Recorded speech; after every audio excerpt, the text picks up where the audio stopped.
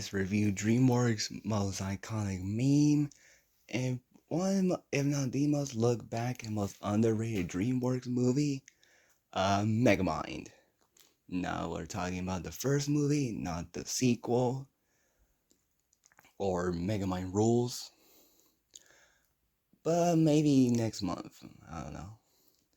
Um, so Megamind, voiced by Will Ferrell, is an alien that, well, it's like Metro Man was sent to Metrocity, and they live two different lives where Metro Man lives a happy life and Megamind lives in a bullied life where he gets adopted in prison and everyone in school treats him like crap, specifically Metro Man, from the day they were born, from the day they were arriving at Metrocity.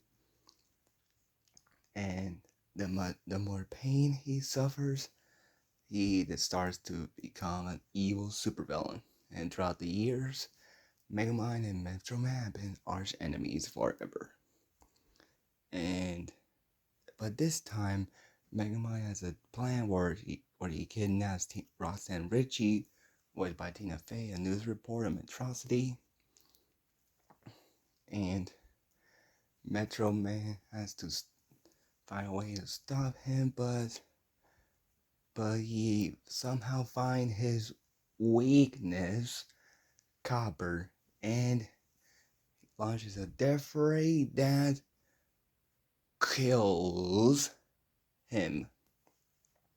And now he becomes the ruler of Metrocity. And but when he realizes that he feels lonely without a superhero taking him down, he decides to create a new supervillain on accident on House Stewart, who was like the cameraman for Roxanne Ritchie's news reports, and becomes a superhero called Titan that unfortunately, after a failed attempt with being with Roxanne and a brief fight with Megamind, turns into a supervillain and decides to take over Metro City. And let's just say that this film is extremely entertaining. Like it's a one of those movies that I don't think was that when it, feel like when it came out, it was just a movie. But when people look back at now, it's something else. It's a very fun, entertaining movie. Even after 13 and a half years, is a phenomenal superhero film about how what if Lex Luthor defeated Superman, and it was a fun. Will Ferrell as Megamind is hilarious, not only for his comedic timing, but also for how much heart he gave and honestly how much he cares about Metro Man and how sad he felt when he died, and how he wants to still want to be a supervillain after his death. And he's fun to watch, and also kind of feel bad for him, not only going through the loss of Metro Man, but also having feelings for Roxanne when he hangs out with her, disguising as Bernard, who is like this character that been still voiced for briefly.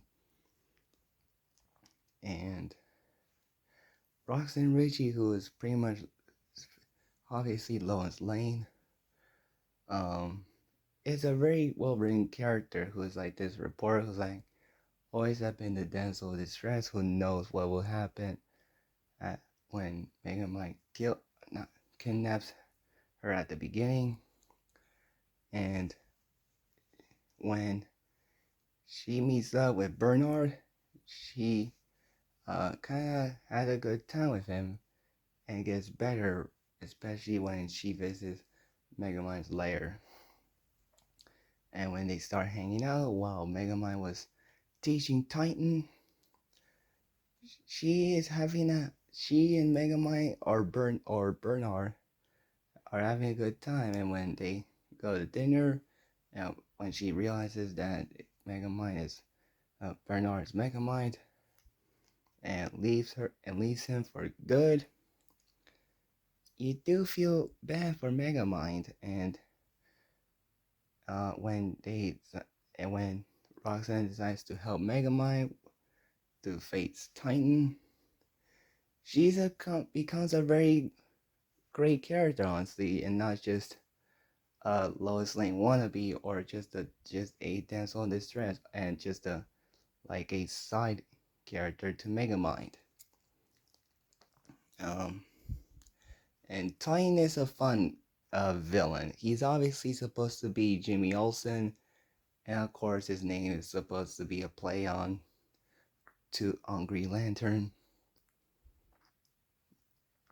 And when he first shows up, he was okay, but when he becomes Titan on a ramp on a and going havoc on a rampage throughout Metro City, he is very interesting, and of course it's iconic. There is no Easter Bunny, there is no Tooth Fairy, and there is no King of England. He is a very fun villain. I really enjoyed him for a bit. He is for how fun he is. As well as the scene goes when he was quote unquote saving Roxanne from uh, by keep dropping her several times. Um, and Manian, no, pretty sure, which I'm sure that was just a coincidence when this film was being developed, voiced by David Cross, is a decent uh uh uh Megamind's uh uh best friend, where he is helps with Megamind doing all his gadgets and outfits, and when he stops Megamind from being with Roxanne, he is very interesting character, and when he reunites with Megamind, it's kind of bittersweet, giving it what the speech he gave and how he brought a lot of heart to himself, Megamind, at prison, and when they reunite, it was kind of awesome. Um, I thought the animation was really good, and same goes with the soundtrack, which does capture the tone of the film very well, whether it's using Bad to the Bone or Highway to, and as well as Bad from Michael Jackson, and Welcome to the Jungle.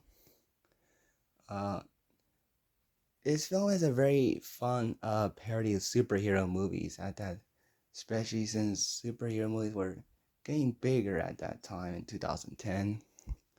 And it was also funny and a very well done movie when it goes for the comedy or it goes for the emotions whenever Megamind feeling feeling broken and sad about what some of the situations going on. Um, I really enjoyed this movie a lot for what it is.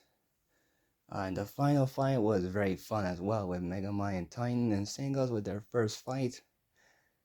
Metro Man for a supporting character, he's fun for a while. He's basically Superman meets Elvis, and it was kind of a hilarious combination. Uh, Especially when he turns to Music Man.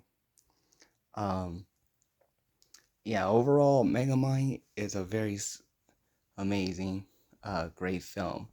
Um, Probably gonna check out Megamind 2 or Megamind Rules maybe next month, but we'll see. But overall, Megamind number 1, fantastic film.